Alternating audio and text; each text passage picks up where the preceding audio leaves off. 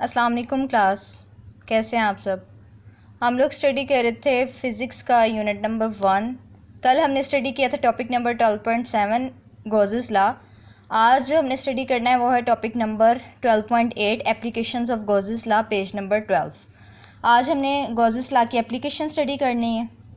जो इसकी first application है वो कौन सी, intensity of field inside a hollow charged sphere. ठीक है, गॉसेस लॉ सबसे पहले जो इसके ऊपर पहले पैराग्राफ में इन्होंने हमें क्या बताई हुई है, इसकी इंपॉर्टेंस बताई हुई है कि गॉसेस लॉ हमारे किस तरह हमारी हेल्प करता है और क्यों हमें गॉसेस लॉ की ज़रूरत महसूस होती है। ठीक है, उसकी मैं आपको थोड़ी सी डिटेल बता देती हूँ कि गॉसेस लॉ किस सूरत में हमारे इस्तेमाल में आता है। गॉसेस लॉ हमारी हेल्प करता है इलेक्ट्रिक फील्ड की स्ट्रेंथ निकालने में। ठीक है, गॉसेस लॉ क्या करता है, हमारी किस काम में मदद करता है, इलेक्ट्रिक फील्ड की स्ट्रेंथ निकालने के लिए।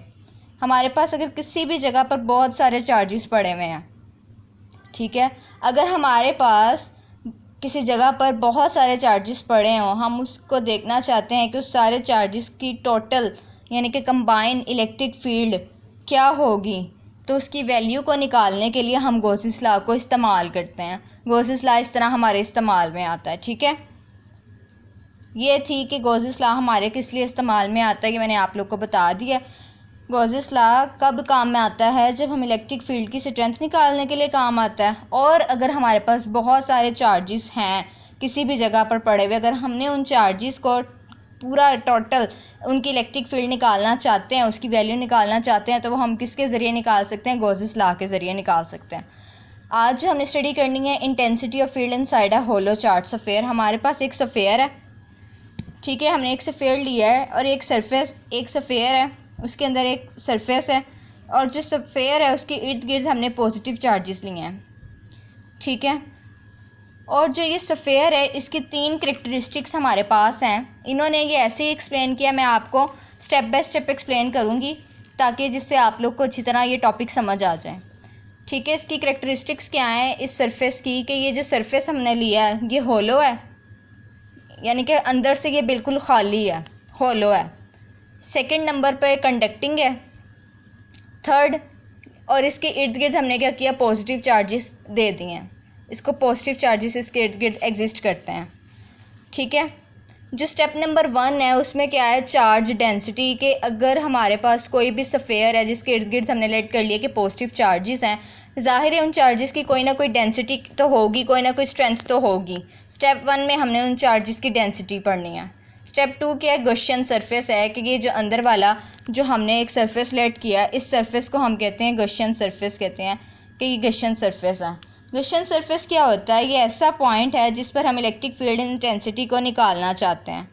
ठीक है, ये एक पॉइंट है और इस पॉइंट के इर्द गिर्द हम क्या करते हैं कि इमेजिनरी सरफेस पॉज कर लेते हैं, कि कोई भी एक सरफेस है, एक इमेजिनरी सरफेस है। गॉसियन सरफेस क्या हम लेट कर लेते हैं, कोई भी हमारे पास एक इमेजिनरी सरफेस है। ठीक है, जो सरफेस हम लेट करते हैं ना, उस सरफेस को हम कहते हैं कि ये गॉसियन सरफेस है, बिकॉज क्योंकि हम गॉसेस लॉ को स्टडी कर रहे हैं, तो ये जो सरफेस होगा वो गॉसेस सरफेस यानी कि गॉसियन सरफेस कहलाता है। ये जो सरफेस अंदर वाला हमने लेट किया हुआ है इसको हम कहेंगे गॉसियन सरफेस है। ये एक इमेजिनरी सरफेस है जो कि हमने खुद से सपोज किया है कि ये एक सरफेस है, उस हम सरफेस को कहते हैं गॉसियन सरफेस कहते हैं।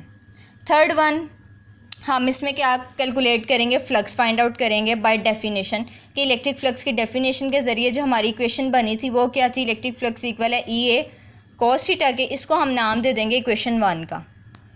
ठीक है, इसको हमने नाम दे दिया इक्वेशन 1 का। ये हमारी बाय डेफिनेशन इलेक्ट्रिक फ्लक्स हमारा क्या है, इलेक्ट्रिक फ्लक्स इक्वल है EA cos थीटा, जो हमने बाय डेफिनेशन इलेक्ट्रिक फ्लक्स पढ़ा था। एक तो ये हमारे पास इक्वेशन बन गई।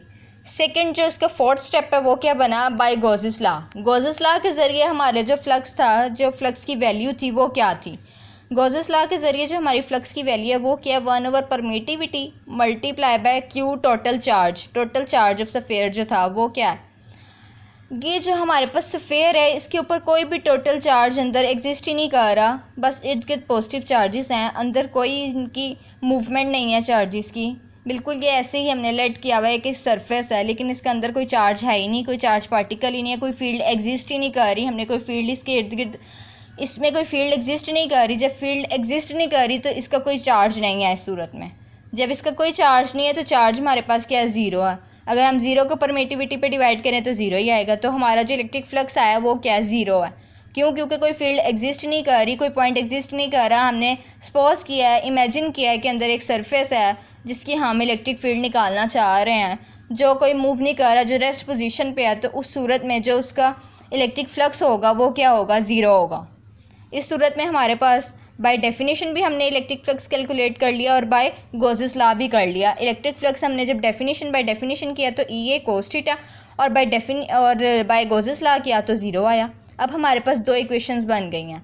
अब फिफ्थ स्टेप में हम क्या करेंगे, इन दोनों इक्वेशंस का कंपैरिजन कर देंगे, दोनों इक्वेशंस को कंपेयर कर देंगे। Comparing equation 1 and 2। जब हम इक्वेशन 1 एंड 2 को कंपेयर करें, कंपैरिजन में क्या है, ये दोनों चीज़ें हमारी इक्वल हैं, दोनों के फ्लक्स ही फाइंड आउट किए हैं ना, तो इन दोनों को हमने कंपेयर कर लिया। कंपेयर कौन सी होगी, ई ए कोस थीटा होगी और इक्वल ज़ीरो के। स्टेप 5 में जब हमने इसको कंपेयर किया, कंपेयरिंग इक्वेशन 1 एंड 2, तो ई ए कोस थीटा इक्वल आ गया ज़ीरो के। क्यों? क्योंकि कोई फील्ड एग्जिस्ट नहीं की, तो इस वजह से इस सूरत में ये ज़ीरो है।